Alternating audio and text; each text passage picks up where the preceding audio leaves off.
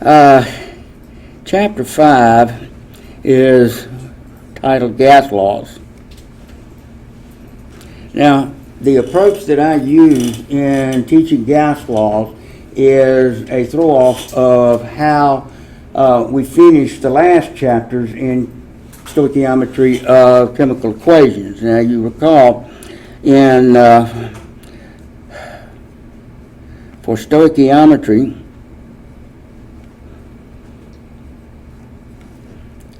of chemical reactions, one can calculate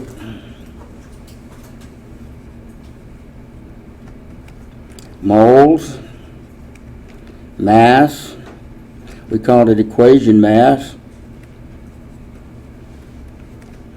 particle numbers,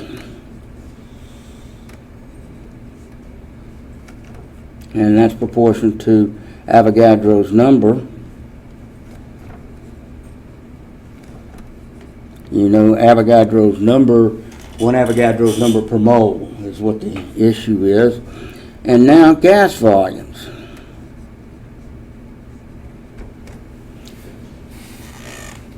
One other will evolve tomorrow, the next day, in terms of energy values. So these topics individually apply to the chemical equation. Now, what do I mean by apply to the chemical equations? These quantities are proportional to mole ratio values.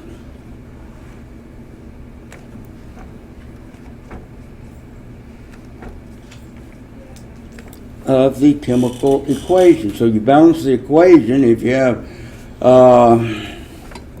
2H2 gas plus O2 gas going to 2H2O.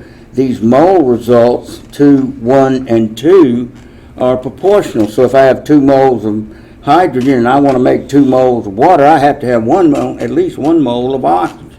And so those little coefficients have a great meaning in terms of applying the mathematics and predicting the outcome of chemical reactions. You can multiply these by numbers and scale them up, or you can divide these by fractions and scale them down. And so from the data you extract from problems, you would say, okay, I've got so much of this, convert it to moles and use the ratios, like we showed you in the previous lectures, how to scale those mole values up or down to predict what another compound would be in that reaction.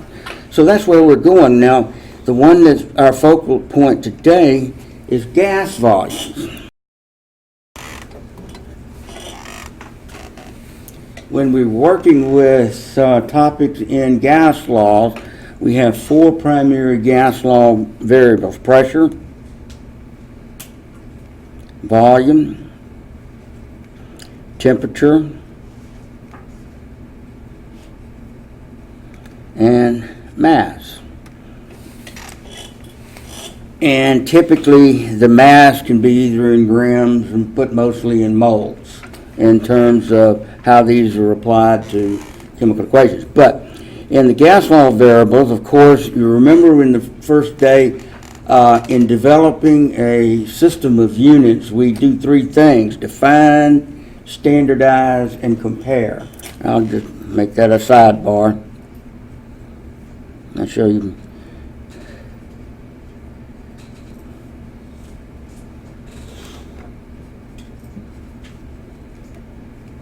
So we've defined the quantities.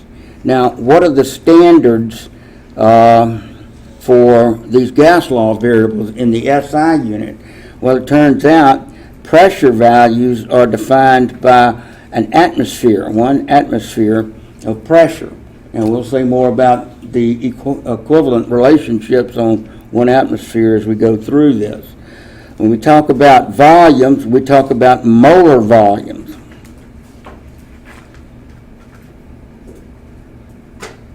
And it's given the designation symbol V subscript M, molar volumes. Now, you can't give it a number yet until you define the pressure temperature conditions under which your gas exists. And we've mentioned this about what we call the standard equation being 0 degrees and 1 atmosphere. Well, yeah, now a mole is 22.4. But what if you went to 25 degrees C and 1.5 atmospheres? Well, you no longer have 22.4. You have expansion or compression going on relative to the gas because they are very flexible in getting bigger in a volume or smaller in a volume. Temperature for gas laws, depending on the type of problem, and in this chapter, it seems like everything is in Kelvin. So we're talking about 200, well, let me do it in Celsius first. 0 degrees Celsius, which translates or converts to 273 Kelvin. And in almost every problem, it's a no-brainer. Convert to Kelvin. Like I tell you, convert to moles, solve the problem. Well, we'll see today that if you remain in Celsius, for example, to 0, you wind up with an expression that divides by 0, and that's not legal in the math department. So we have to convert to a number, which gives us the expression validity. Okay? And, well, you remember that Kelvin is equal to degrees C plus 273. Please get that in your head, because you'll use it in almost every problem today. And mass is the value of 1 mole. So we have atmospheres, molar volumes, temperature, typically Kelvin, and moles for our gas law variable. Now, in a chemical equation, we want to apply these values to a chemical equation, gas law variables and chemical equation.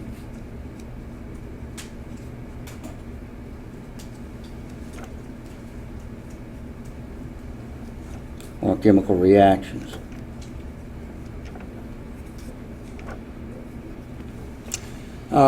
Let's take the reaction 3H2 gas plus N2 gas goes to 2NH3 gas. I need to move that over some.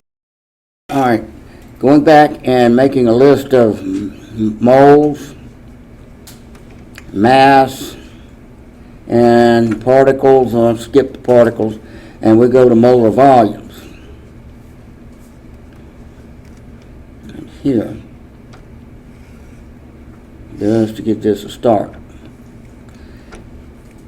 Now, the first two quantities listed, moles and mass, do not need temperature pressure, but the molar volumes do need a temperature pressure consideration, and we've learned that that is at 0 degrees Celsius and 1 atmospheric pressure, and that represents the conditions of the standard equation.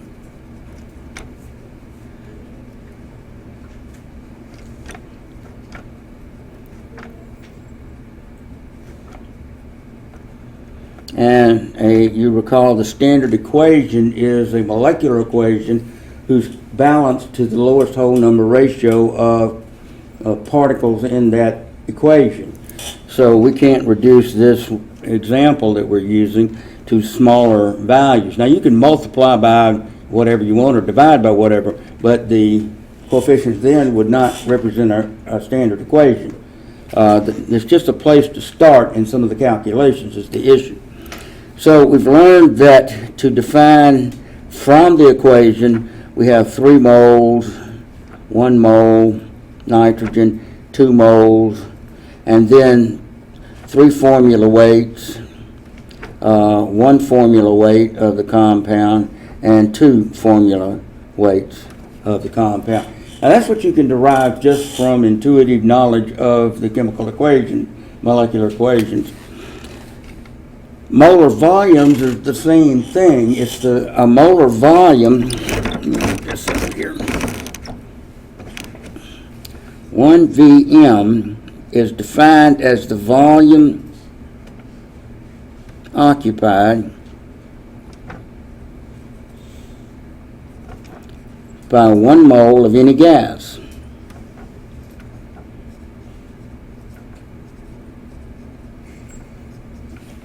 Underlining any gas means it doesn't matter what the gas is molecularly. It's CO2, SO2, H2S, whatever it is. If you have 1 mole in gas form, and that's called a molar volume of the gas. Now, we haven't specified what that volume is in unit dimensions, but it is the classic definition of a molar volume. So if the coefficients represent moles, then defining the molar volumes of gas phase now, not solids and liquids, gas phase hydrogen, nitrogen, and ammonia, we simply have 3 molar volumes of molecular hydrogen, 1 molar volume of molecular nitrogen, and 2 molar volumes of ammonia. So it's very related to what we've already learned and can be defined in that. If conditions are 0 degrees C and 1 atmosphere, then 1 VM does, and it's been shown to be true, 22.4 liters. So 1 molar volume of SO2 at 0 and 1 atmosphere occupies 22.4 liters. If you have 3 molar volumes at standard conditions, that would be 3 times 22.4.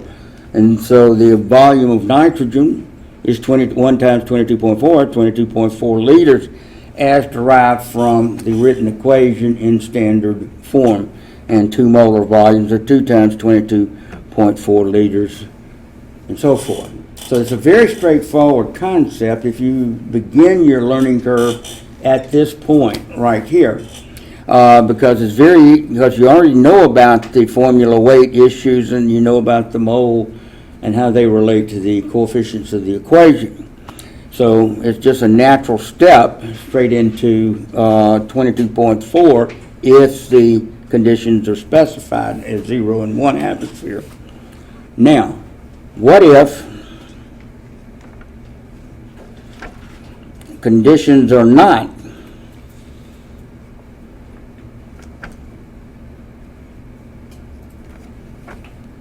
at STP, which is 0 degrees C, 1 atmosphere?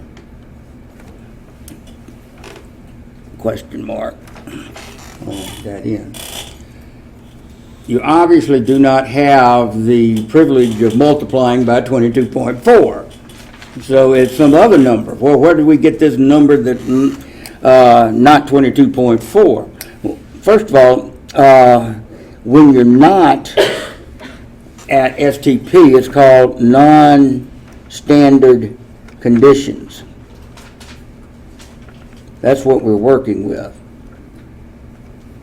Non-standard conditions. So when I'm talking about this, what do we have to do? We have to convert the equation of standard conditions to non-standard conditions. So you'd have a problem, and I'm not going to work this at this point. I'm going to show you how to make the conversions. You have a problem at this point, say like calculate volume of ammonia gas generated, and then you've got some data from the hydrogen and nitrogen at 25 degrees C and 865 millimeters of mercury. Now I need to show you something on that. Now here's a diagram here showing a reservoir of mercury in a pan and an inverted test tube going down in that mercury pan. Now you start out with it full, and when you invert it and put it into the pan, it will settle to a certain height above the surface of the mercury. Well, if that height is 760 millimeters high, it is referred to as equal to 1 atmosphere of pressure. And so this is where we get this millimeters of Hg from the conversions, and so I just want to show you that. Okay, so what we're doing is we are looking at calculation of ammonia gas volume at non-standard conditions.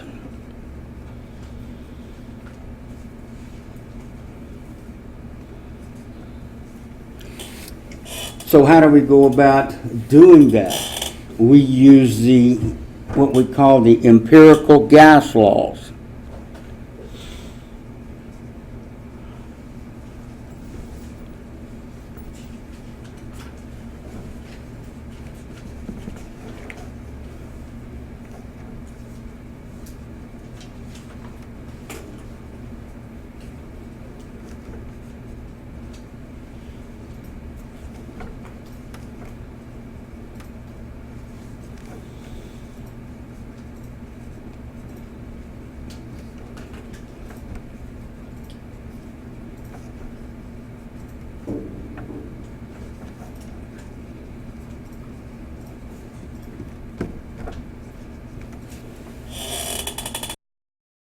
So we'd have to start, now the issue here, which I want you to see first, is that you start problem at standard STP conditions and then convert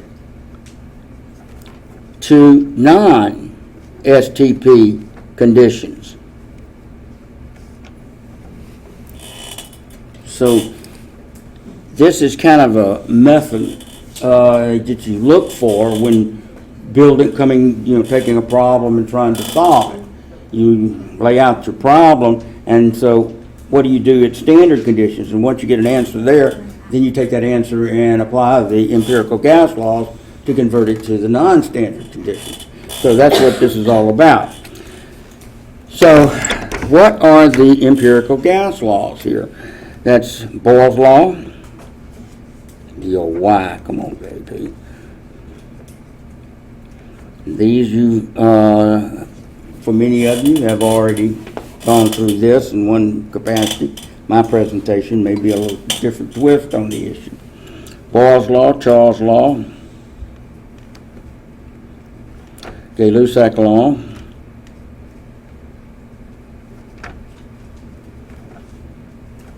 Avogadro's law,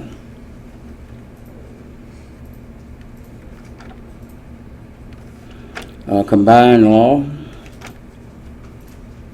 or the combined gas law, and the ideal gas law.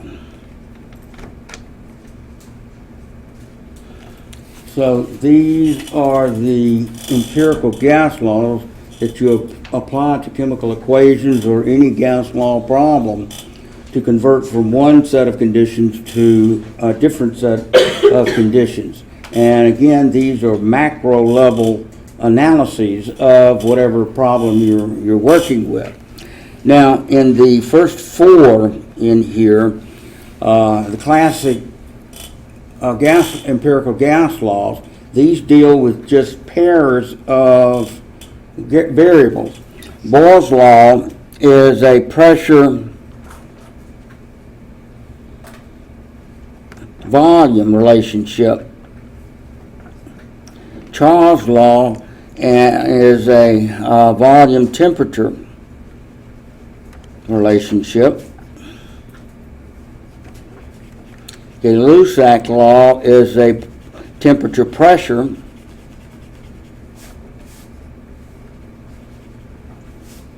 relationship. Avogadro's law is a mass volume relationship. Now, when we get into the combined law, it's all of the variables included in the relationship.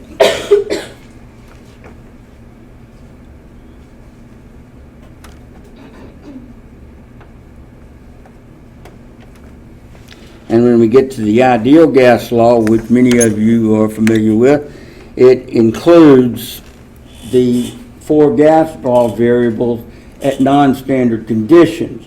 but also a related universal gas constant.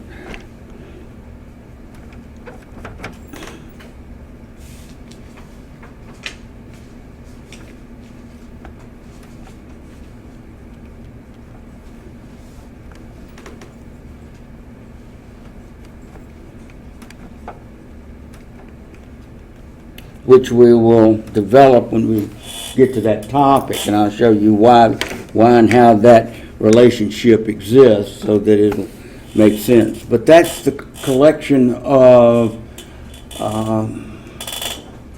relationships that you need to understand right now and work problems on. Again, what we're looking at is a pressure proportional to a function of changing volume. So to understand what Boyle's law is, we're going to have a movable piston in a cylinder.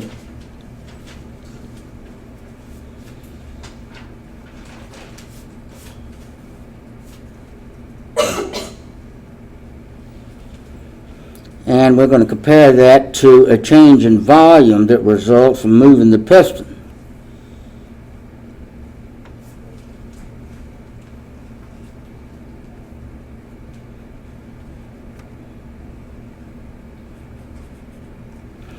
Now, the variables of interest are pressure and volume, so we'll say this is volume 1 in that cylinder at pressure 1.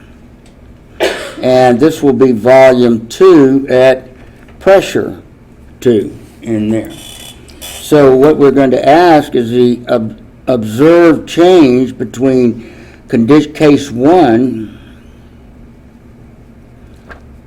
to case 2.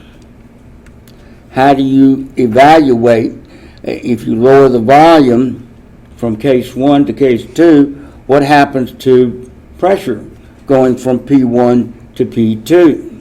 Anybody? It increases. If you squeeze the balloon, you feel an increase in pressure. It'll push back on your hands, so to speak. So decreasing pressure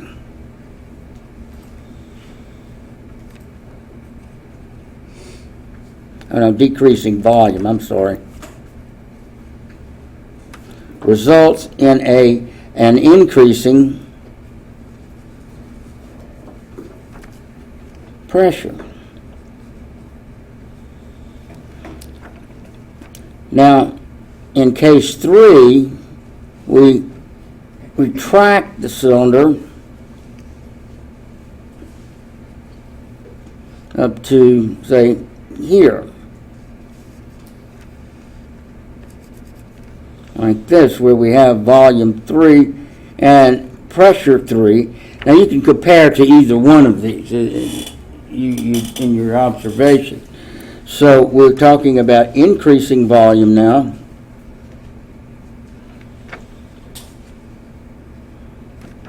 Produces what kind of change in the pressure? Decreasing. Everybody good on that? Okay.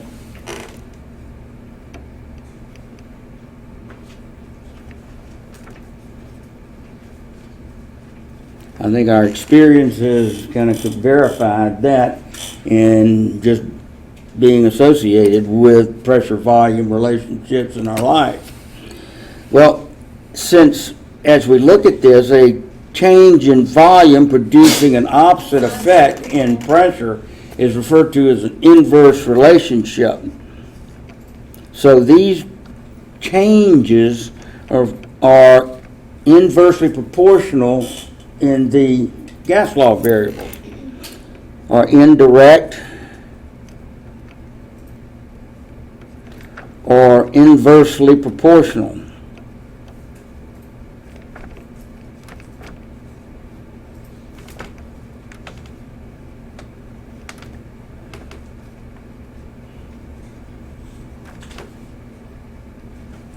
Now, the only other variables in here, your mass and temperature, well, they're kept constant. So what I'm going to do is up here at the title is put N and T as a subscript outside the function, and say those are held constant throughout our little experiment here.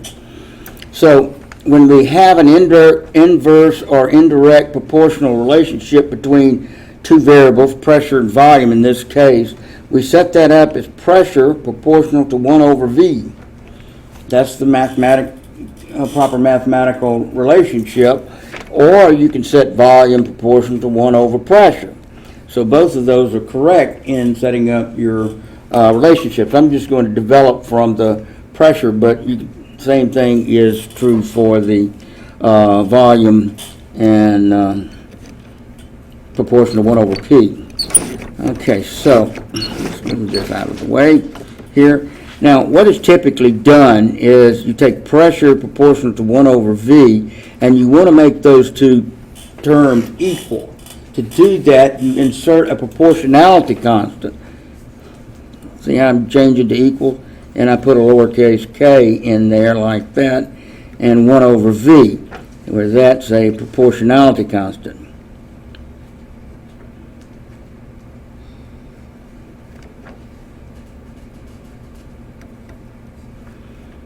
Now, we don't care what the proportionality constant is in terms of value, but what we do need to understand is it is a constant.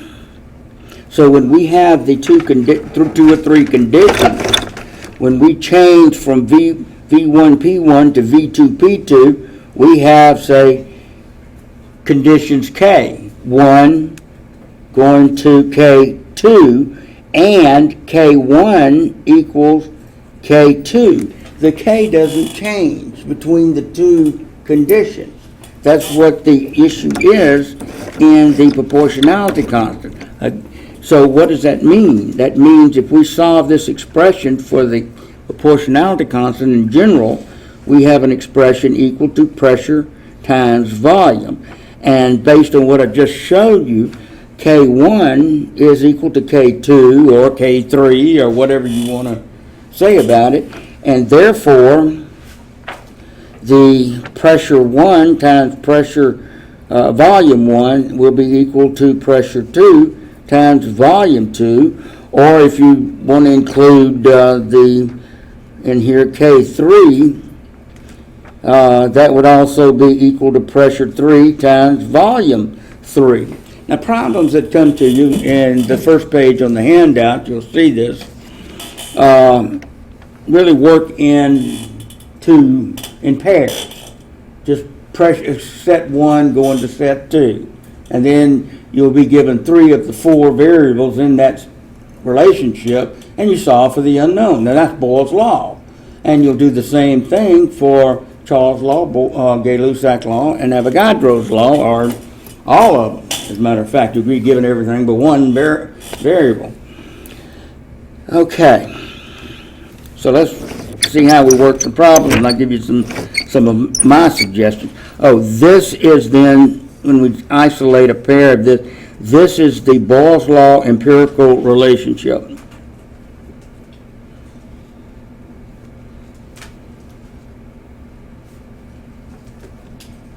Or just call it the empirical equation of Boyle's law. Okay, using the handout for Boyle's law, we'll just scoot through the first one, and I'll show you some suggested techniques. When you have a gas law problem, doesn't matter which law you're dealing with, what I suggest you do is set up a data table and extract the data table and put it into your little table. For example, here's problem 1. What are the gas law variables? Pressure, volume, mass. I'm going to put mass down here as an N because we typically go to moles. And I always put temperature at the bottom because if I'm given any data, usually it's in Celsius and you have to convert it to Kelvin, so it's easier to me to put 273 under it and add them together. That's the only reason. So this is usually identified as set 1 or case 1. And then over here, we'll just repeat that for 2.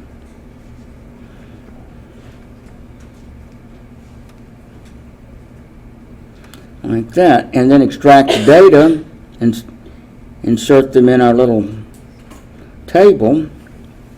Now, if a variable is not mentioned or just left out, or it'll tell you it's constant, then you assume it's constant, like the mass and the temperature in this problem are going to be constants in here, but they may not mention it in the problem. And so you know if they're only talking about two variables, pressure and volume, it's got to be a Boyle's law problem. Okay, given 1 liter of gas at standard temperature. Okay, so we're given 1.0 liter at standard temperature. That's 273. Well, let me do it in Celsius, and then plus 273 gives us 273 Kelvin. And you want to work your problem in Kelvin always.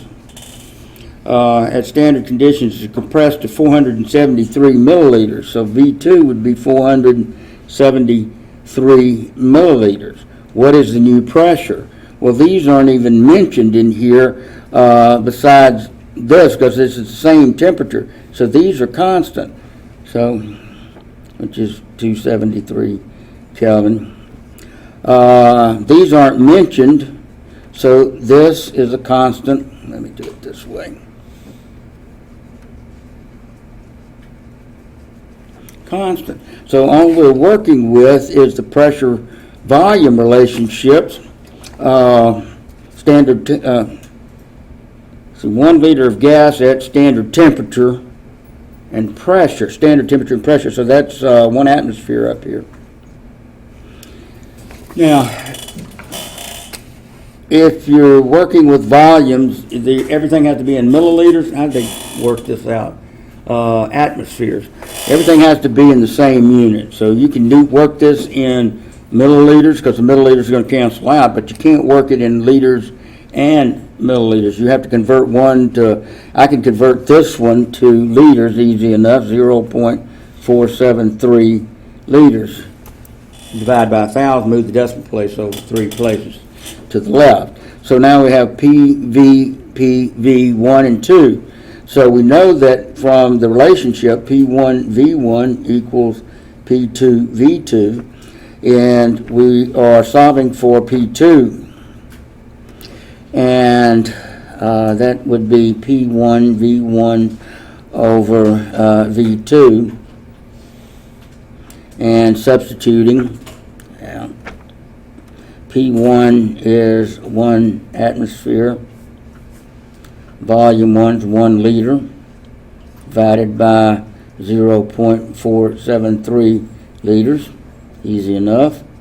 That cancels out, and we get well, that's a lousy 2.11.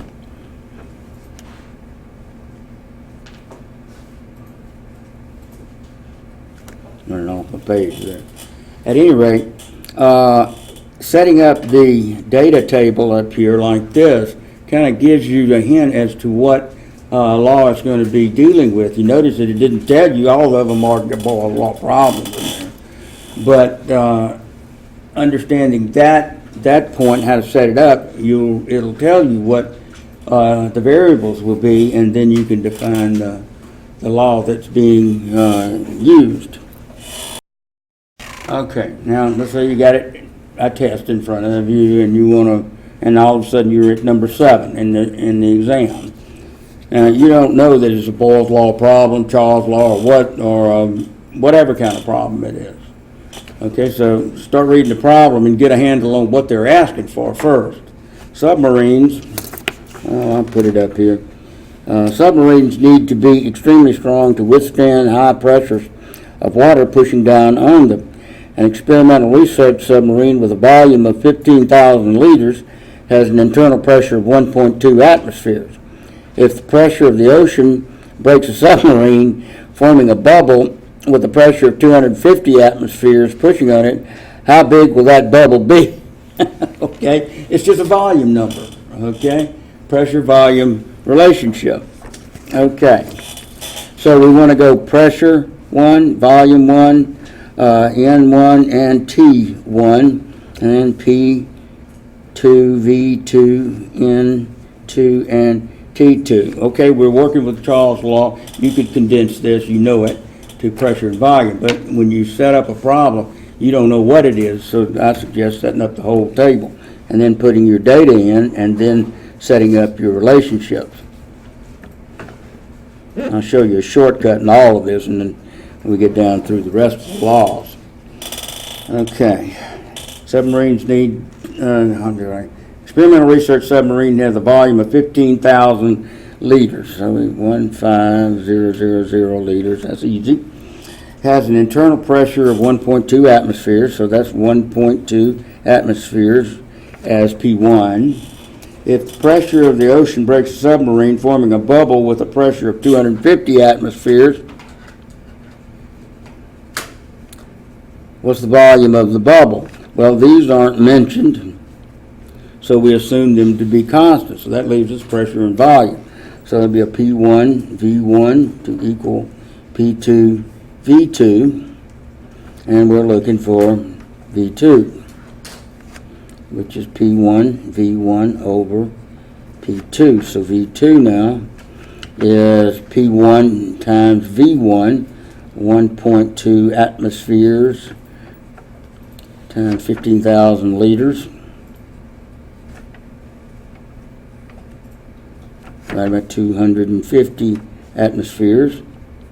Cancel that out, and let's see if it equals 72. So this is a method that's good for all of the relationships. Now I'm going to reduce the derivation issue and just give you the relationships that are occurring to save us time. One statement that I want to make here that you need to remember as you go forward. Boyle's law in the collection of empirical gas laws is the only inverse relationship of the set. Everybody else is a direct relationship. I'll show you. Note, Boyle's law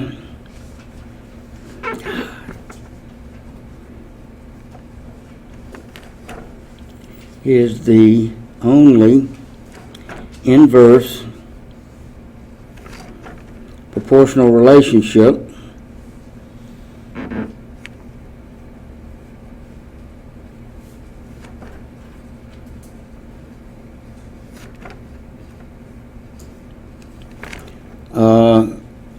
the empirical gas laws.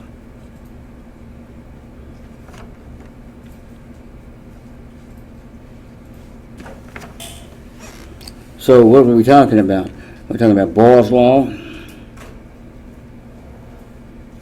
Charles' law, the Lussac law,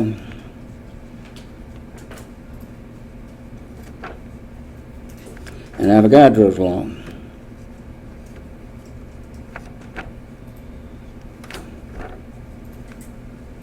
So if you're working problems around Boyle's law, which we just showed you, you want pressure proportional to 1 over V, because or volume proportional to 1 over P. So those are your inverse relationships. However, when you get to Charles' law, which is a volume temperature, what happens, think about it for a second. You can do a mind experiment.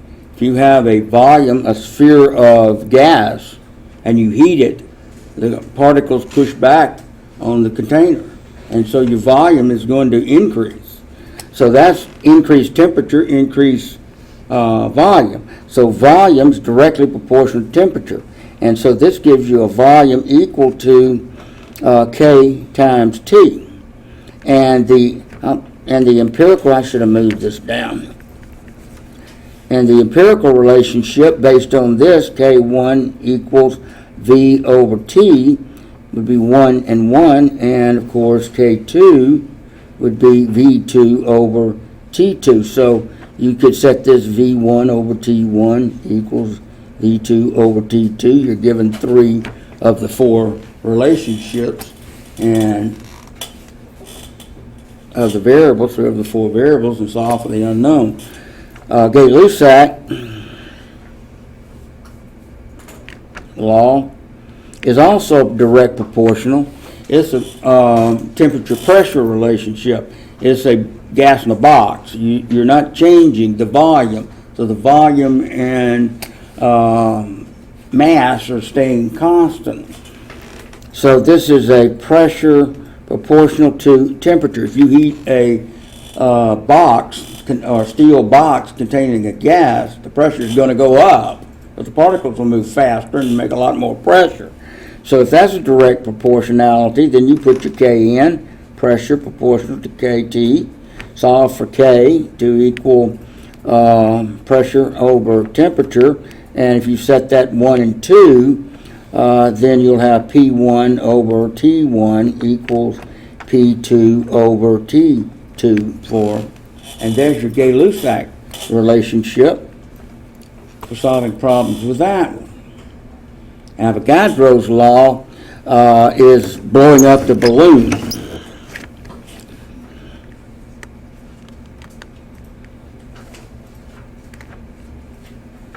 Is a direct relationship. That's volume proportional to mass, mole. So it's easy to visualize, in my humble opinion. That's blowing up a balloon. If you blow up a balloon, what are you doing? You're increasing the amount of gas in the reservoir. So it would have to expand, get larger. So more mass produces a larger volume. Insert your proportionality constant times moles and solve for K, and so that's volume over N, and so the empirical would V1 over N1 equals V2 over N2. So there is your empirical relationship for Gay-Lussac. Now, one of the things you don't want to get confused on, these Charles' law, Gay-Lussac, and Avogadro's law are all direct relationships, as you can see here, as we just noted. But when you write the empirical relationships, they're going to come out in ratios like that. So you want to kind of keep a kind of a trendy thing in mind. But the when you do Boyle's laws, you recall it was P times V11 equals P2 V2. So the empirical relationship, while it's inverse, shows up as a product relationship when you put the K values together. So by keeping those straight in your mind, it will kind of help you sort out the equations that you need. The next law is the combined gas law, and it's where we take all of the variables into consideration and set up an empirical relationship, case 1, case 2. Well, combining the Boyle's law, Charles' law, Gay-Lussac, and Avogadro's law into one expression, I can show you that, but it's pointless. Because what you really want here is, what does that proportionality constant equal? The proportionality constant, K, is equal to PV over NT, where P, of course, is your pressure. Write that down 400 times. V is volume. N is your moles. And T, of course, is your temperature. And you can look up derivation of that anywhere in many textbooks. But the point here is, how do you set it up, case 1, case 2? Well, K1 equals K2. And so K1, being K2, gives us the combined empirical formula, PV over NT, case 1, to equal PV over NT, case 2. So in a combined law setting problem, you're going to fill in the data table, PVNT case 1, PVNT case 2. And it's just like what we've already talked about. And so by just simply presenting that, you don't have to worry about where everything comes from, because it's simply the combining of all those two variable relationships. So you want to find the combined law, 3 or 4 pages into your handout, and it'll say combined gas laws problem. And so we'll start with course number 1. And it reads, if I initially have a gas at a pressure of 12 atmospheres, a volume of 23 liters, and a temperature of 200 Kelvin, and then I raise the temperature to 14 atmospheres and increase the temperature to 300 Kelvin, what's the new volume of the gas? So you can see we're going from case 1 to case 2 real quick.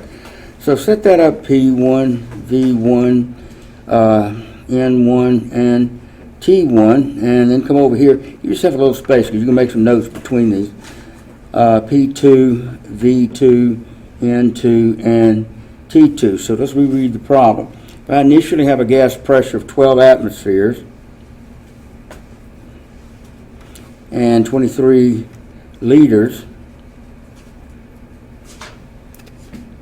and a temperature 200 Kelvin, and they didn't mention this, so this is assumed to be constant in our expression. So we're going, when I raise the pressure to 14 atmospheres, obviously that's the second condition. And we go to 300 Kelvin. What's the new volume in this? So using the combined law, PV over NT equals PV over NT, we know we don't need the n's because it's a constant. So our expression is P1 V1 over T1 to equal P2 V2 over T2, and we simply solve for V2 to equal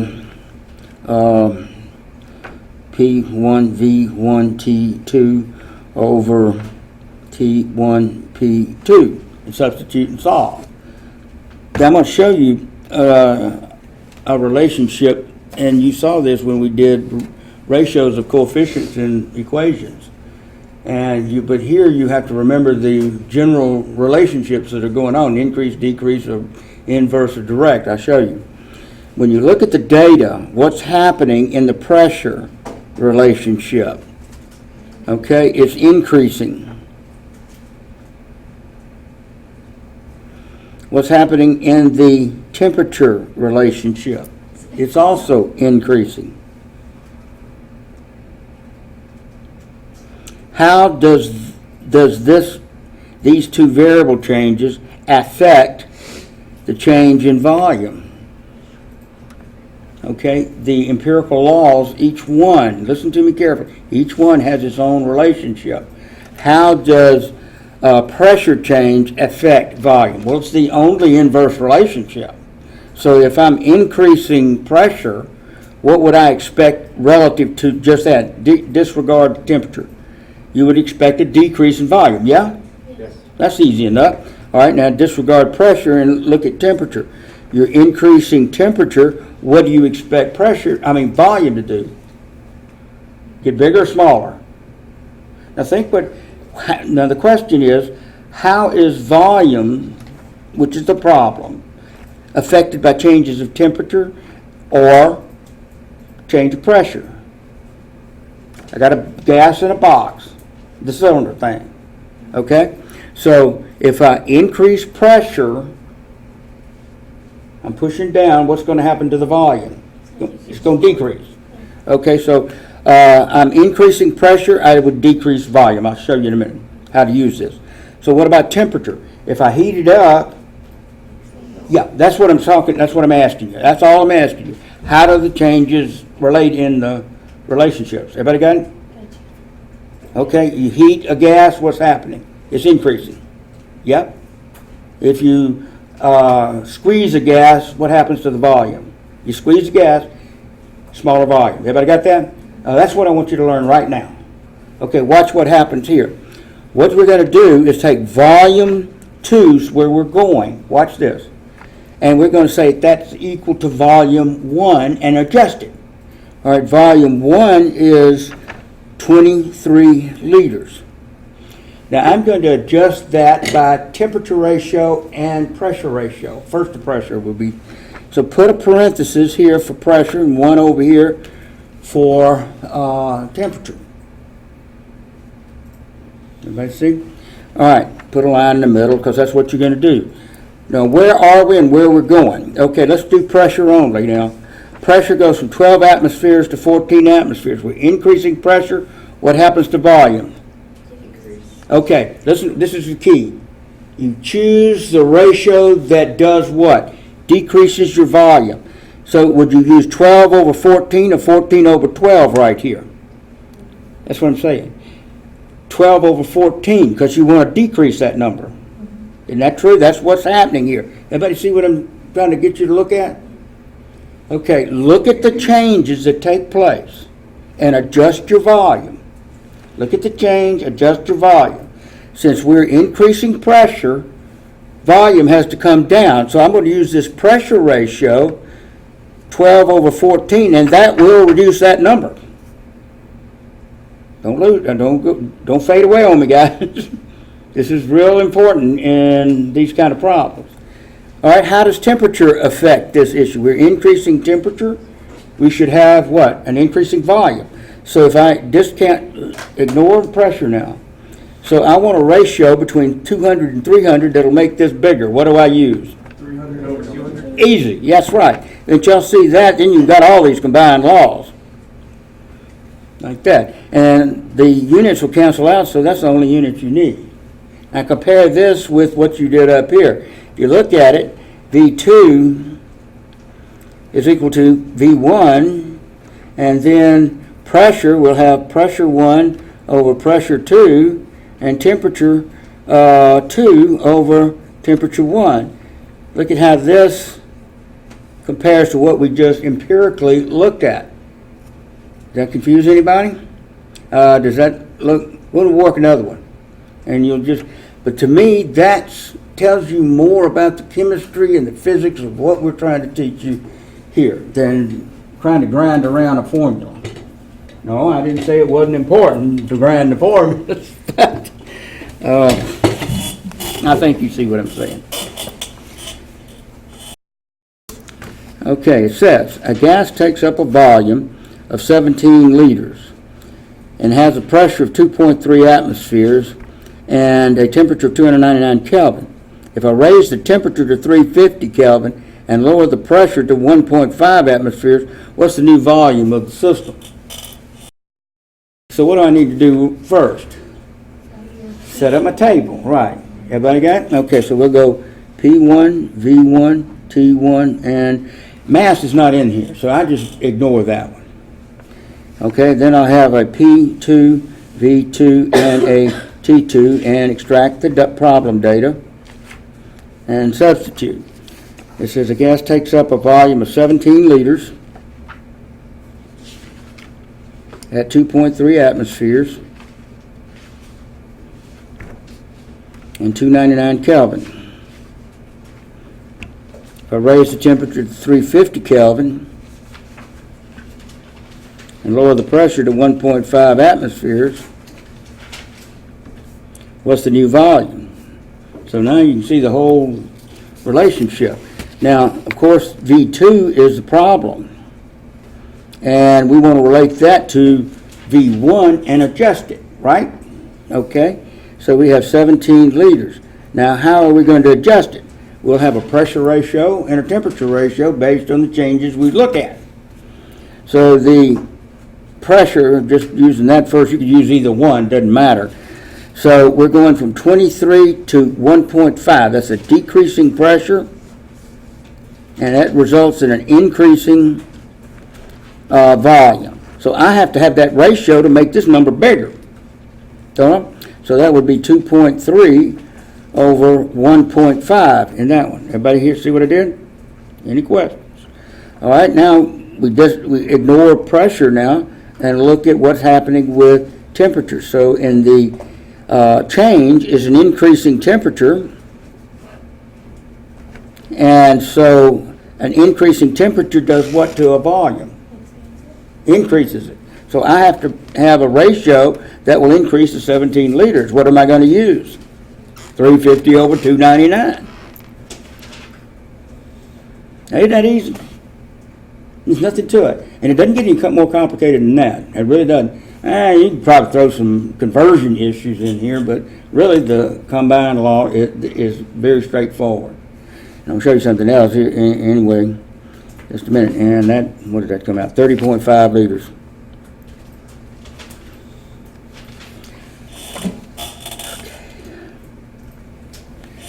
One more, just for, I want to find one that's gotten. Down in number 8, let's drop down to number 8. Same thing, except in this one you have to convert Celsius to Kelvin. That's all, the only difference. Okay? Stop me if you need to and ask questions. Okay. So, number 8 reads, if I have 2.9 liters of a gas at 55 atmospheres and a temperature of 50 Celsius, what will be the temperature of the gas if I decrease the volume to 2.4 liters and increase the pressure to 3 atmospheres? And they listed in Kelvin as the answer, like that. So ain't problem. Okay, and no mass is mentioned. So we have P1, V1, T1, and P2, V2, and T2.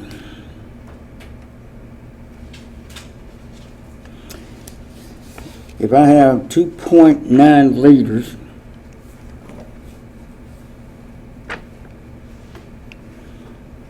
at a pressure of 5 atmospheres and a temperature of 50 degrees Celsius, and that's why I put it at the bottom, because I can just tag it with 273.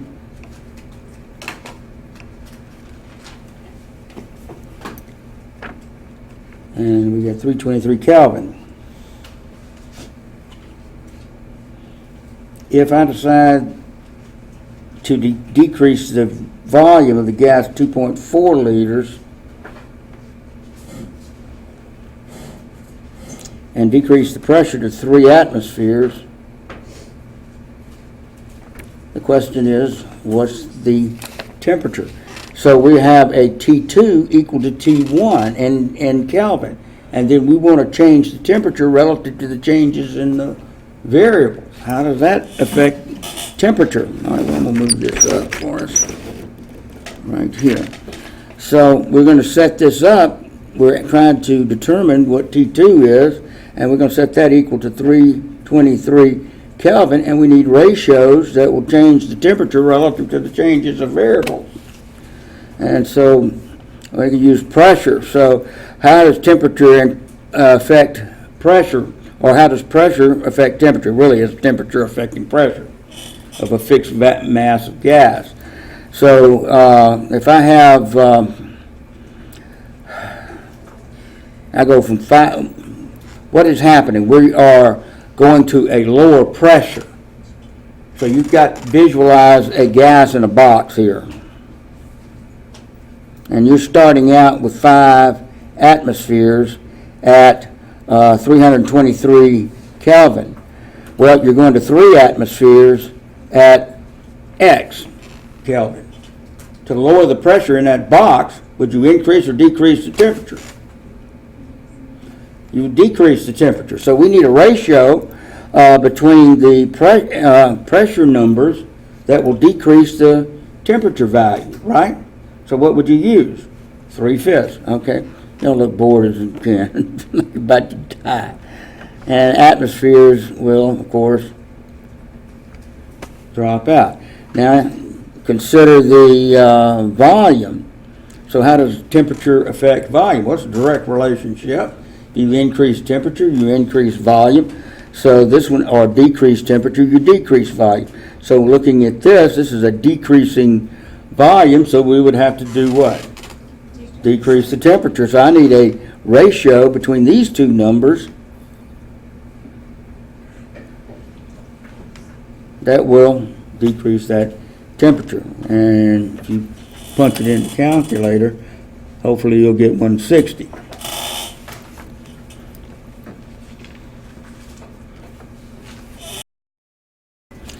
Okay, empirical relationships.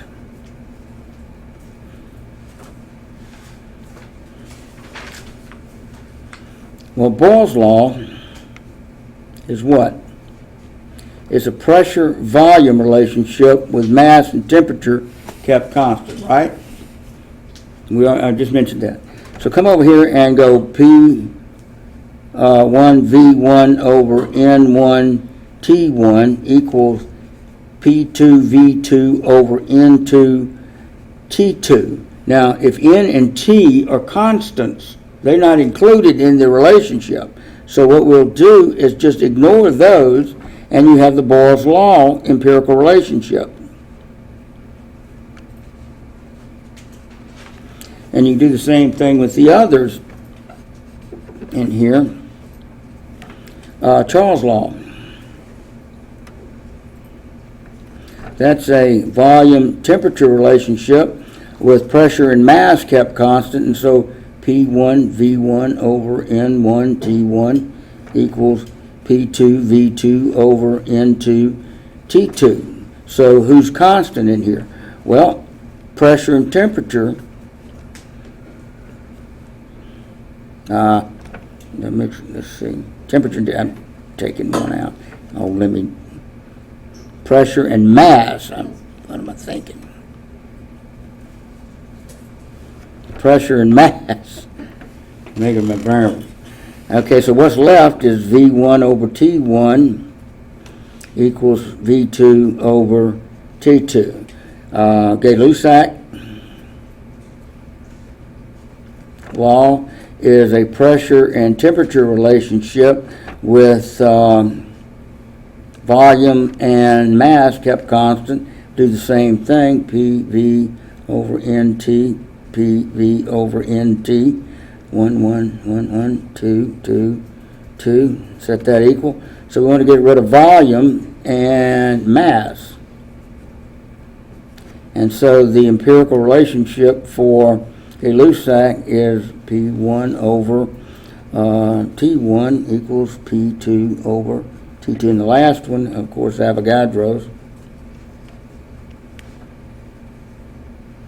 is a mass volume at pressure temperature constant, and PV over NT 1, 1, 1, 1, PV over NT 2, 2, 2, and 2. So we need to get rid of pressure and temperature in each case, and that'll give you V1 over N1 equals V2 over N2. So just showing you how the combined law would be the only thing you really need to remember, because the named laws will evolve right out of that. If a given problem deals with Boyle's law, well, it'll evolve to that anyway, or Charles, Gay-Lussac, and Avogadro's law. Okay, we'll just start with a general question of equation. Okay, magnesium, for example, will react with a solution of hydrochloric acid and will produce a solution of magnesium chloride and hydrogen gas, like that.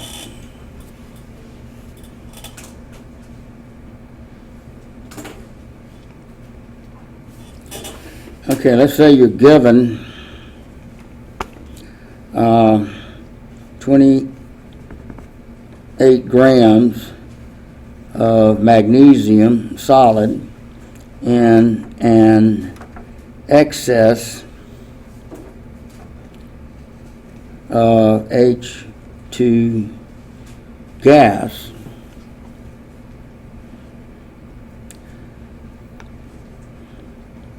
What volume of H2 gas will the reaction produce at 25 degrees C and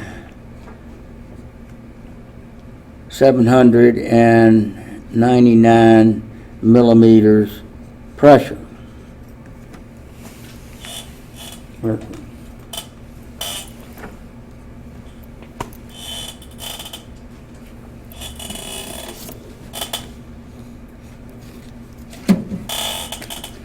Formula weight is for magnesium 24 grams per mole.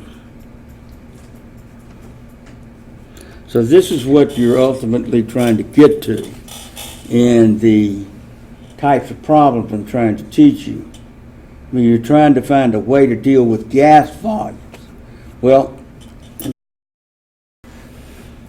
work the problem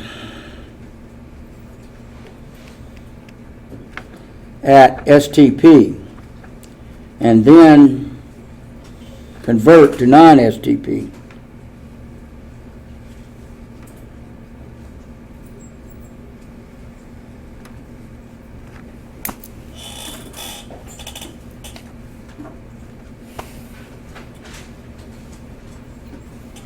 Now the reason we start with STP is this is a standard equation.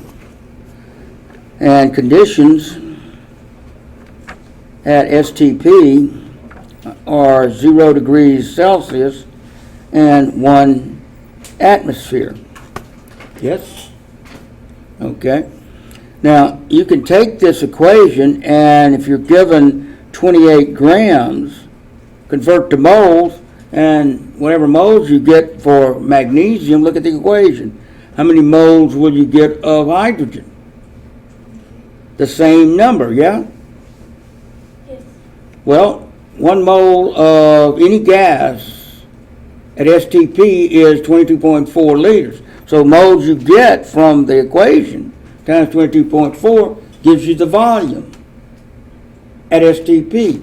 Then you adjust with the pressure temperature ratios that I just showed you to the 25 degrees and 799. Because the standard is 0 degrees or 273 and 1 atmosphere. You can either work it in millimeters or atmospheres, and 760 millimeters is 1 atmosphere. Okay, so here's the solution to that. So we start with the magnesium, and 2HCl goes to magnesium chloride plus the hydrogen gas. If you have 28 grams over 24 grams per mole, what does that give us? So we're assuming an excess here for the HCl. So this is the limiting reagent. So the amount of H2 generated in this is 1.17 mole at STP. Well, we multiply that by 22.4 liters per mole at STP.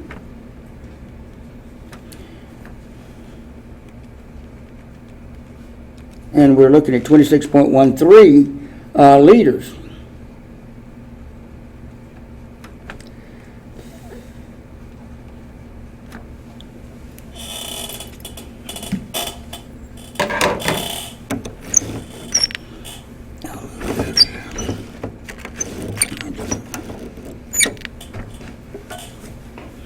So what we need is now the volume of H2 at 25 degrees C and 799 millimeters.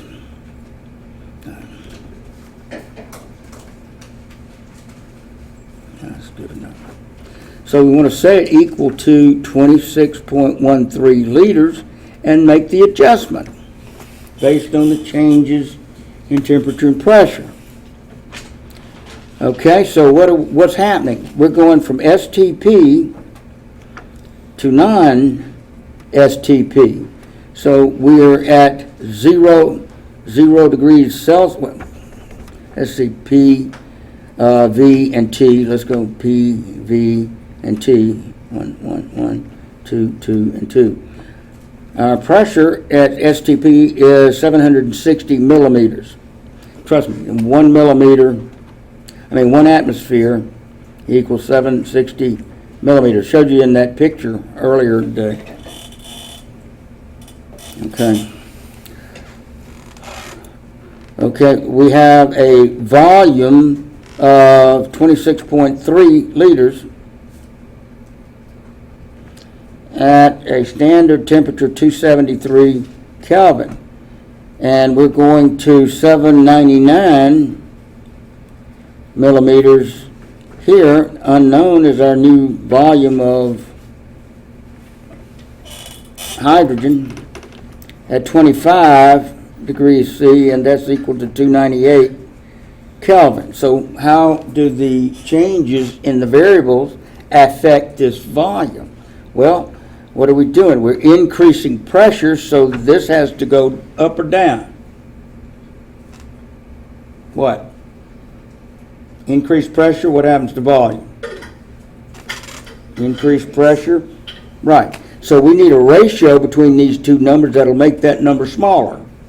So what would that be? 760 over 799, wouldn't it? Everybody good? All right, now you forget the pressure and go to temperature. What's happening to temperature? We're going from 273 to a higher temperature. What should the volume do? Up or down? Anybody? Please speak out. Somebody say up. Yes, it increases. All right, so that'd be 298 over 273. And everything comes out in liters, so whatever that comes out to be. 27.13.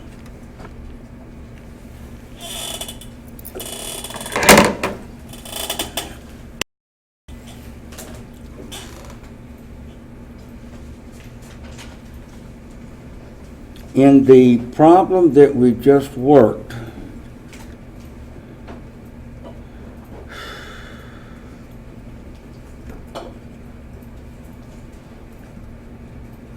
what did we do in general?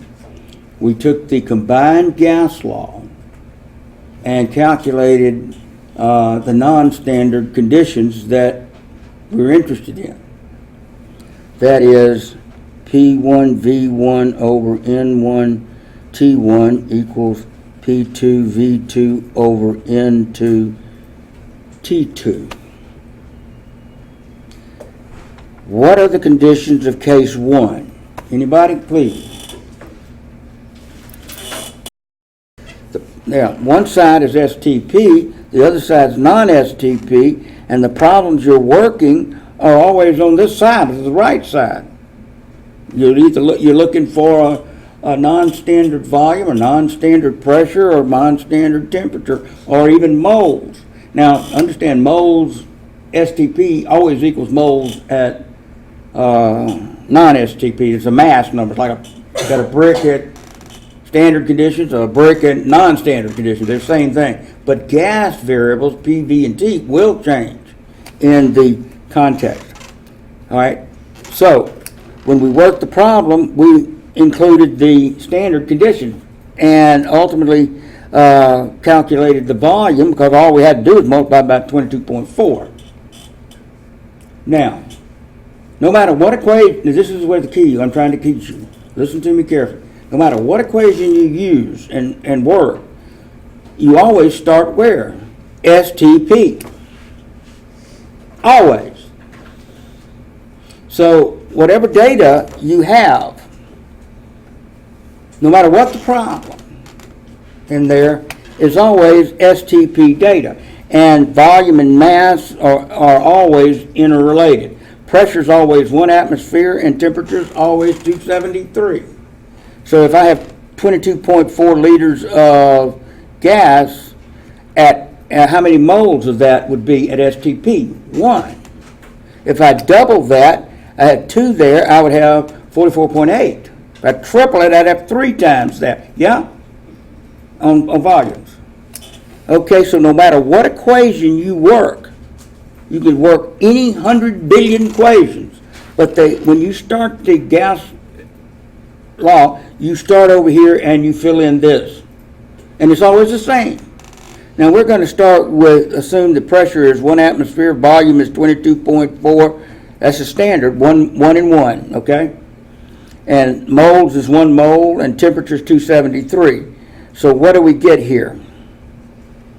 Pressure is 1 atmosphere times volume 22.4 liters if you have 1 mole of gas. Now you'll get the same number if you had 11.2 and 0.5 mole. When I finish this, I'll show you. Temperature is 273 Kelvin. That number is always equal to P2 V2 over N2 and T2. That's your non-STP. When you work out this on the left, you get 0.08206 liter atmospheres over mole Kelvin every time. And this gives you P2V2 over N2T2 non-STP. This number, no matter what equation you're working, is always the same. All equations have the same PV over NT, T1V1 over N1T1, and it always comes out 0.08206. So that is changed to what we call an R value, and it's called the universal gas constant.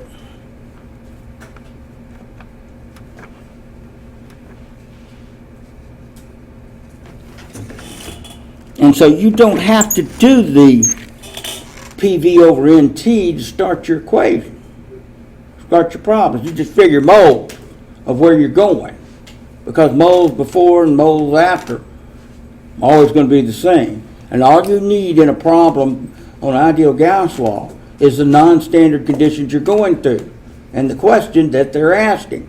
Watch this. Now this then is combined, R equals PV over NT, as the ideal gas law, and it's usually written as PV equals nRT.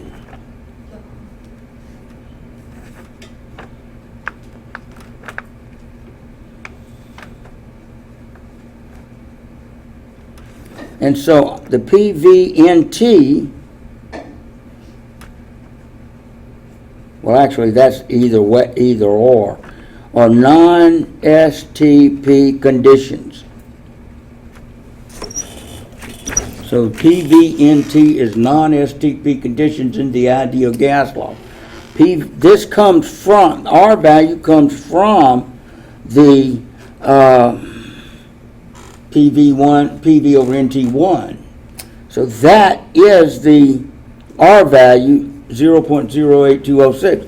Just to show you that that is universal, PV over NT, if we go to 1 atmosphere, that's always the same, and we cut the volume from 22.4 to 11.2 liters, it would have to be a result of half mole, 0.50 mole, and 273 Kelvin. That's going to give you the 0.08206 also. No matter what equation you use, you always have R value showing up in things. So this is your case 1 in the combined law. So if that's the case 1, all you need is case 2, wherever you're going in the problem. So let's see how the problem. Gas stoichiometry practice. We'll come over to this one in a minute. So, gas stoichiometry practice sheet. Come down here to number 3. We'll look at number 3. It says, how many liters of water can be made from 55 grams of oxygen gas in an excess of hydrogen gas at a pressure of 12 atmospheres and 85 degrees Celsius? Now, as you look at this problem, this is what you think about. The data given is non-standard. You don't need the STP condition. All you need is the R value. And that's stuck on the back page on the reference sheet, 0.08206 liter atmospheres per mole Kelvin. That's all you need. And set that equal to PV over NT. And look at the problem. What are they asking? How many liters of water can be made? 55 grams. You got to convert that to moles. And in excess of hydrogen, there's your pressure and temperature. PV over NT. Those are your non-standard conditions, except for mass. It's same at STP. So, look at number 3. So you're given I'm going to write this in non-STP conditions. Okay? And you're looking for a volume. That's all, under non-standard conditions. You don't care what it is in standard conditions unless they ask you for it. And the problem. So it's a P, V, N, T, and R. That's what you need in this one, P, V, N, T, and R. This is your STP conditions already taken care of. But this is your non-standard values. Okay, see what it says. You got 55 grams of oxygen, grams divided by 32 grams per mole, whatever that comes out to be. 12.4 atmospheres.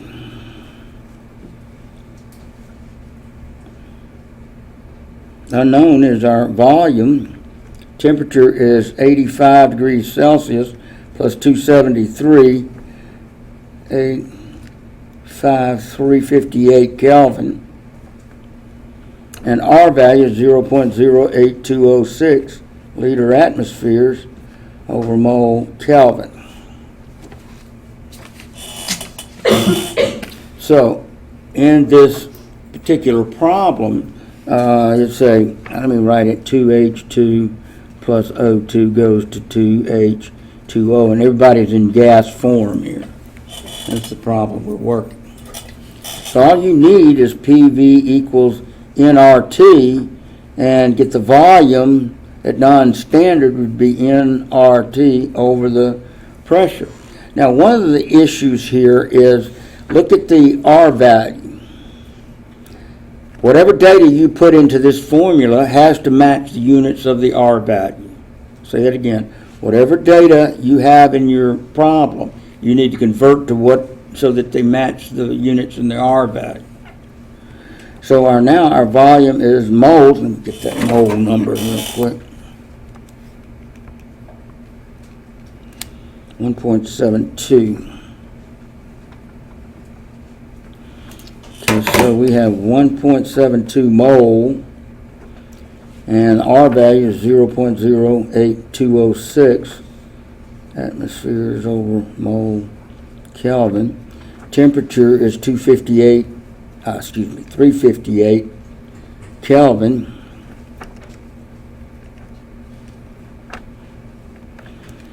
And 12.4 atmospheres for the pressure. Atmospheres will drop out, kelvins drop out, moles drop out, and the only one we're left with in units is liters. So when we punch in the data into that expression, 8.15 liters, it should be the outcome of that. Y'all back me up on that now. Maybe just go over this chapter 11 thing. Density and mass and molar mass. This one is a kind of a satellite type problem, specialty problem. You'll have one of each of these. And so the topics here are density and formula weights,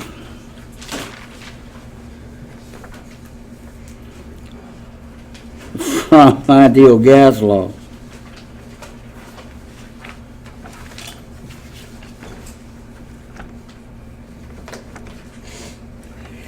Okay.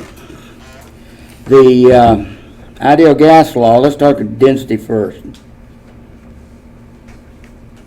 Now, what is density? Density is mass over volume. So the idea here is to take the ideal gas law and make an expression that defines density in an empirical format. So if I take PV equals nRT, I need a mass volume in this relationship. Well, I already got volume right here. Where else could I find mass? It's got to be in grams, as a matter of fact. You'll find it in the mole number. So moles is mass given over formula weight.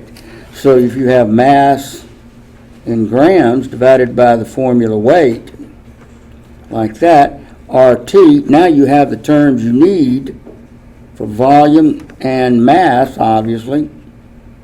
And you rearrange PV and then the MRT over formula weight to get a mass volume ratio.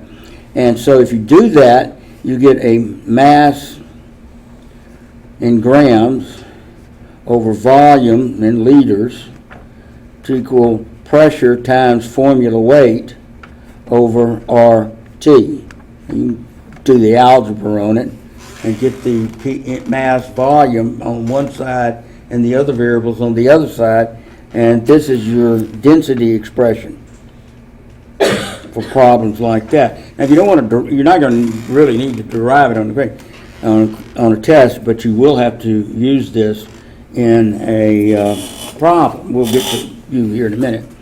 On formula weight, that's easier, in my opinion.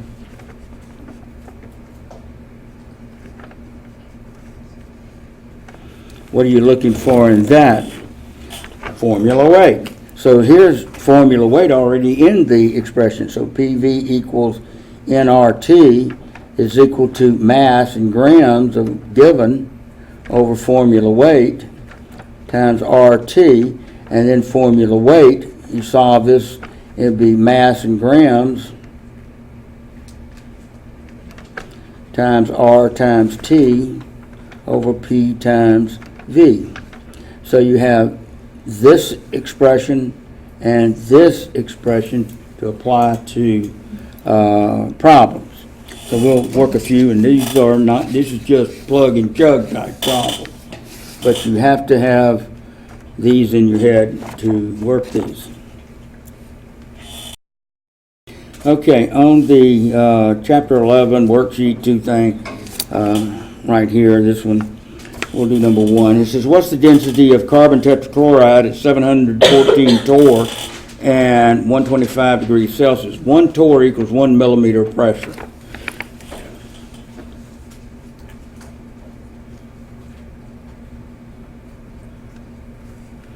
Okay, just as a starting note. Okay, we're given pressure to equal 714 torr, which is 714 millimeters, and so we have to multiply that, or 1 atmosphere over 760 millimeters to convert to atmospheres, because we're going to use the R value in this. And so your pressure is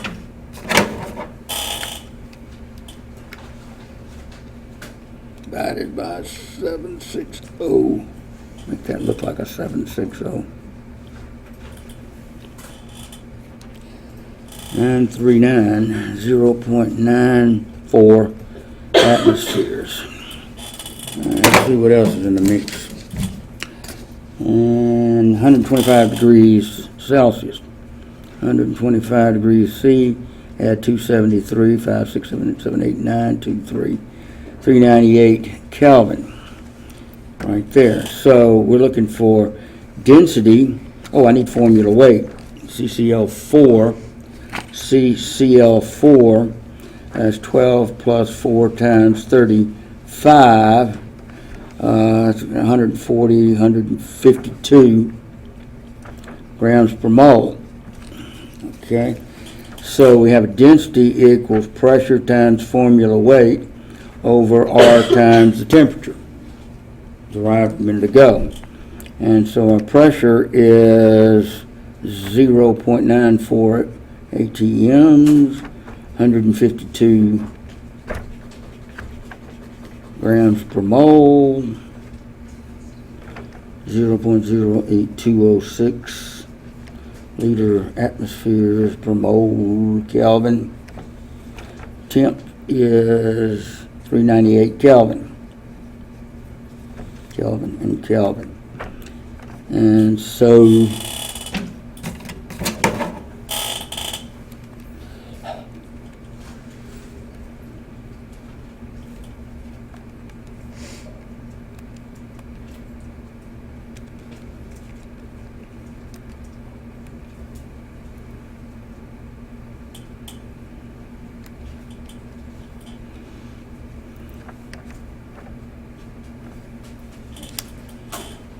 for 0.38 grams per liter.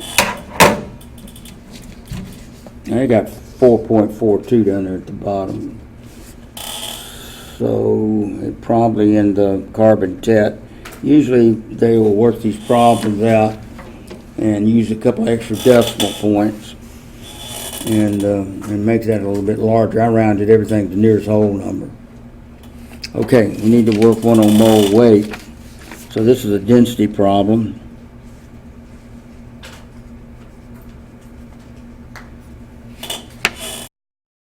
Look at number 3 on this thing. What are we given? Let's see. We're given 250 milliliters of gas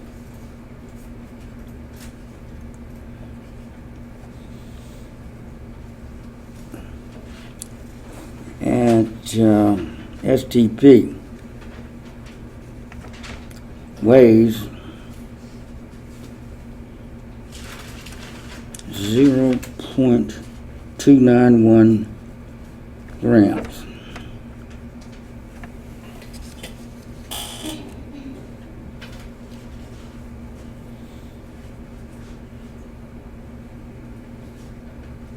Okay. The composition of the gas, they give you carbon and hydrogen, and 92.24% and 7.76%. Well, this is you got to go to the empirical formula and molecular formula. I'm looking for them. Okay, we need to develop the empirical formula and determine that N value in the empirical formula multiple to, so we can scale it up to the molecular formula. So it's N times the empirical weight equals mole weight. Well, they didn't give you a mole weight. So we have to use this data that is originally given to determine the mole weight. So the mole weight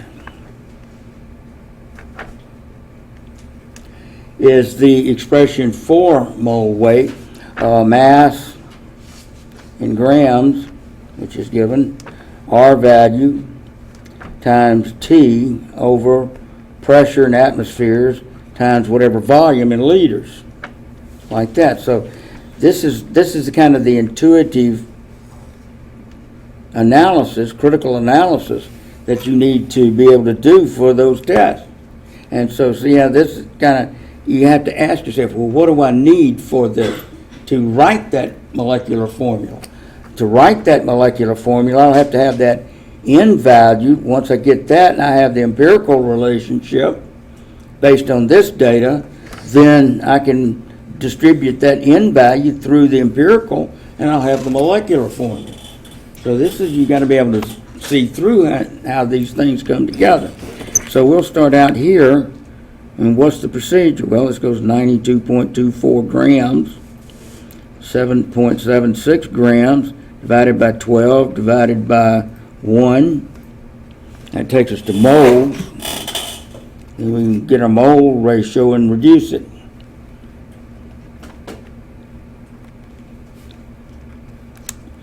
So 7.7, and that's 7.7 also, or 7 also. So our empirical formula is going to be CH, 1 to 1. And so that gives you 1213 AMU's empirical formula weight right there. Now we need the mole weight out of this one now. So the mole weight we are given 0.291 gram.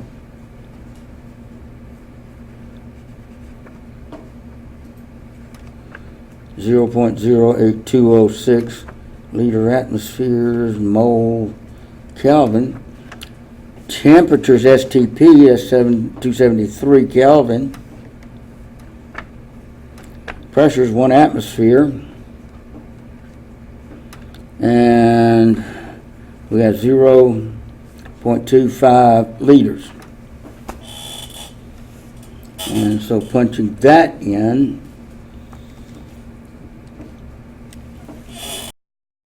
so I get 26 for the mole weight, and the empirical weight's 13.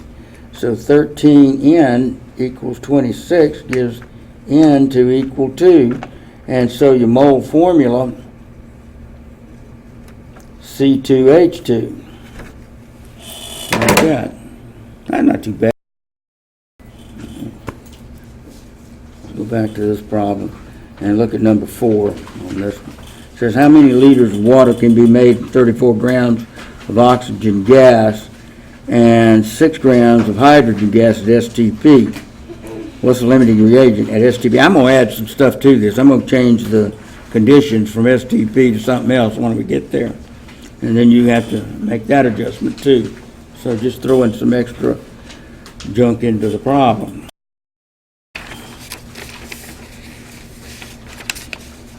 So we've given an equation, 2H2 as a gas plus O2 as a gas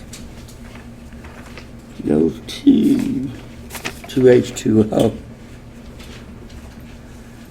as a gas. How many liters of water, let's see if I can get that right, how many liters of water be made from 34 grams of oxygen?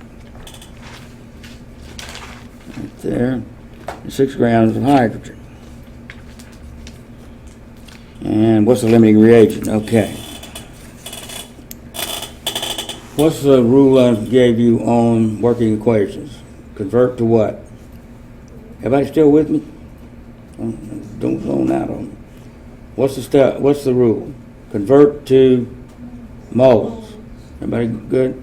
So we divide by formula weight to get the grams to moles. So here's divided by 2, divided by 32, and whatever that gives us, this gives us 3 moles of the hydrogen, and 1 on that one. 1.06 mole there. Now, what is the limiting reagent? How do we remember? What do you do to moles when you get to determine the limiting reagent? Divide by what? The coefficient. Coefficients, respective coefficients. Remember that now? So this was divided by 2, and that was divided by 1. So let's keep from making mistakes. This goes to 1.5, and that's 1.06. So this one is your limiting reagent. So our problem is based on that number of moles, and we'll have this one will remain in excess after everything's gone. Everybody good on this? Convert to moles and divide by coefficient is the limiting reagent. So if this is 1 and we're going to 2, we're going to have twice as much, 2 times 1.06 mole of H2O generated, which is 2.12 mole of H2O, and they said at STP. So what volume does 1 mole of gas or any gas occupy at STP?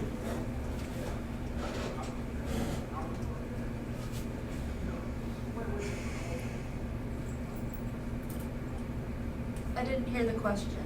How much does 1 mole of any gas, what volume does 1 mole of any gas occupy at STP? 22.4. That's right. So we've got 2.12 mole of water at STP, so how do I get the volume this occupies?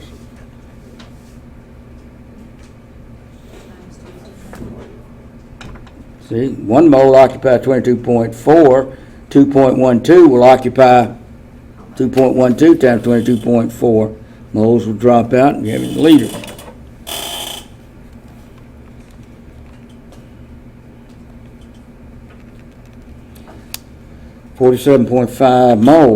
liters,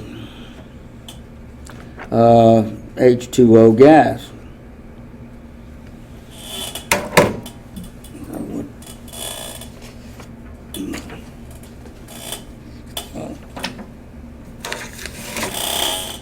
Well, I got 35, they got 6, and O2 is a limited reagent. Has everybody trying to kind of follow with me on this? I'm trying to pick things that will kind of help you along. Let's see where I am in this picture.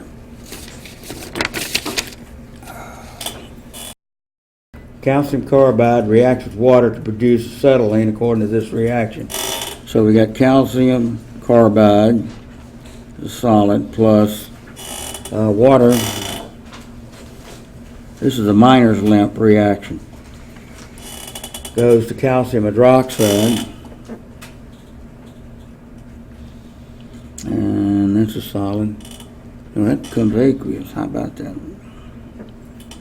Plus acetylene. Yes, okay, so there's our reaction. Calculate the volume of acetylene produced at 26 degrees Celsius and 684 millimeters.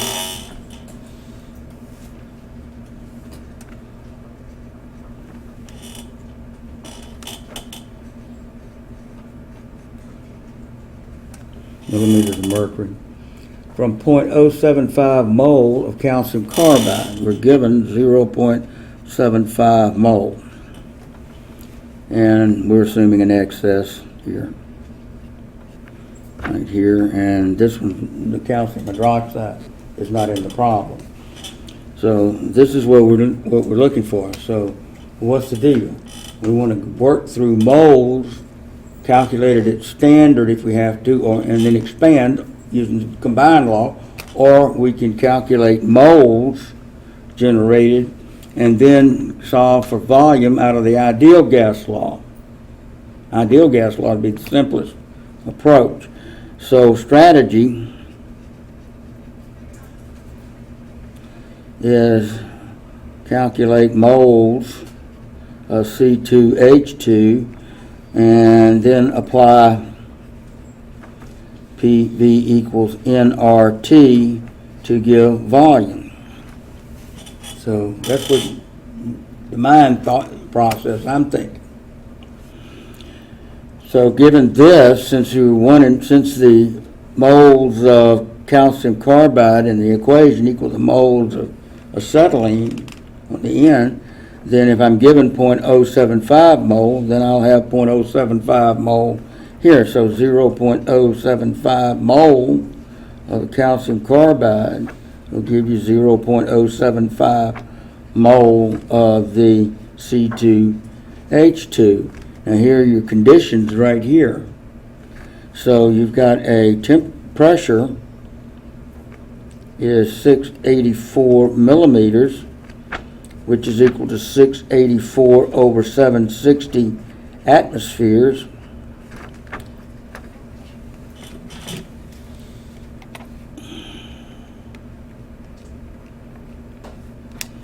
That's a 0.90 atmosphere. Volume is our unknown in liters. Moles is equal to 0.075 mole of the C2H2. PVNR is 0.08206. Liter atmospheres per mole Kelvin. And the temperature is 26 degrees Celsius.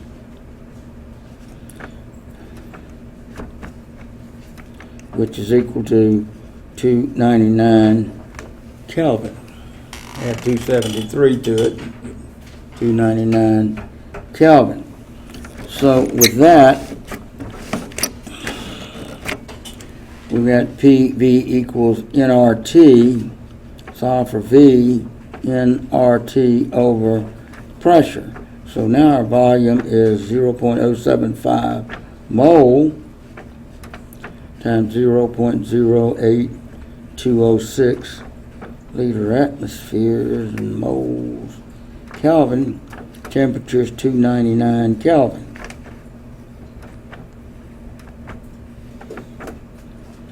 Over the pressure of 0.90 atmospheres. Atmospheres, Kelvin, moles, and we're left only with liters. So the outcome of that one times 0.075 is 0.08206 times 299. I get 2.05 liters. I didn't bring my answer book with me, but I don't see any major issues in that. But the idea here is that starting with the equation right here, the data that's given you recognize as non-standard. All right, the ideal gas law gives you variables in non-standard conditions. The R in there is your standard condition. So you don't have to really work the equation at standard conditions. Just apply the R value in the PV equals nRT. And then these are all non-standards. And once you plug in that data, it just falls out very simply. Now, of course, the data stream that comes to you can vary in what are all the givens, but you need to think, what are they asking you for? If they're asking you for a gas volume at non-standard conditions out of a reaction, is 99.9% of the time it's a ideal gas law problem. Like that. Let's see what else we got in here. Go down here and find one that's curl your toes here. Let's see. Just want to calculate the formula way up here. All right, so we can go ahead and divide by 62 grams per mole for the urea and get that number, and then back it out to the ammonia. So it's 14.7.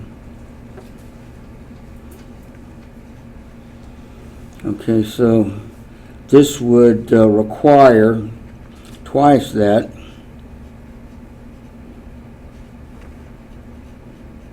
Because of the coefficients in the equation. So that's times 2.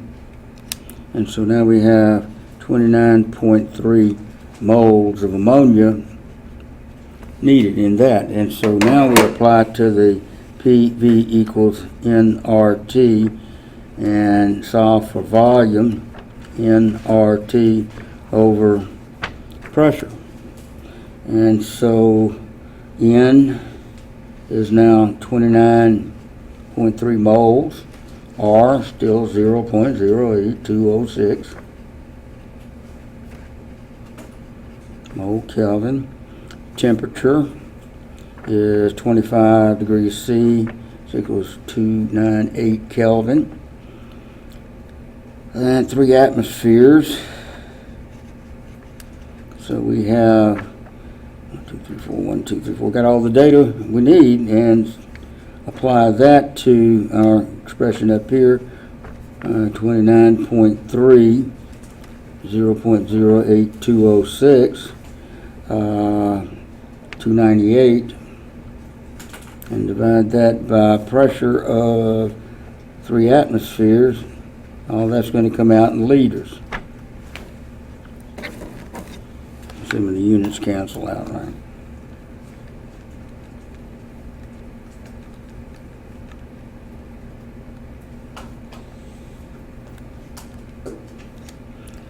So we got 238 liters of NH3 gas needed.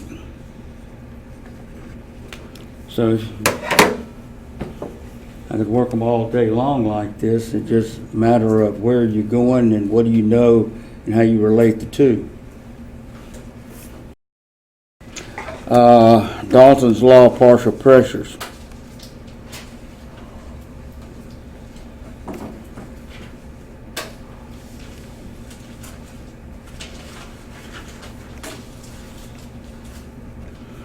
Dalton's law of partial pressures states that the sum of partial pressures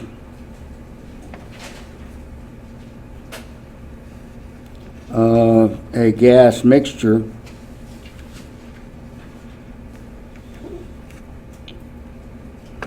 equals the total pressure.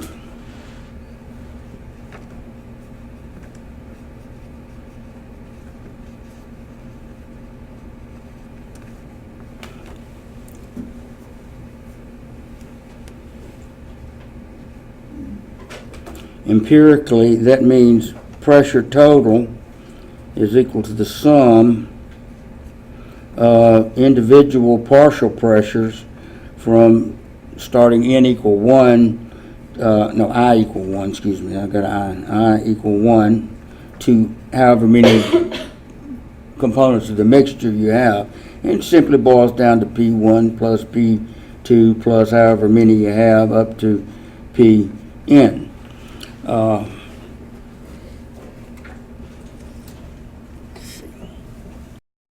Given a gas mix of CO2, H2, and water vapor, and each one of these is measured to have, this one is 721 millimeters of mercury, hydrogen is 315 millimeters of mercury, and this one is 27 millimeters of mercury. So what's the total pressure? Is equal to 721 plus 315 plus 27, all in millimeters of mercury. And that's the long and the short of Dalton's law. Now you can relate it to mole ratios, mole fractions, and so forth, which we will bring up when we start talking about solutions in chapter 11-12 at the end of the course. And so I'm going to save it till then. So we have 13, 2, 3, 6, 12, 13. Because when I get to partial pressures and mole fractions and colligative properties, it'll mean more to you at that point than well here. But you do need to know that it is part of the gas laws.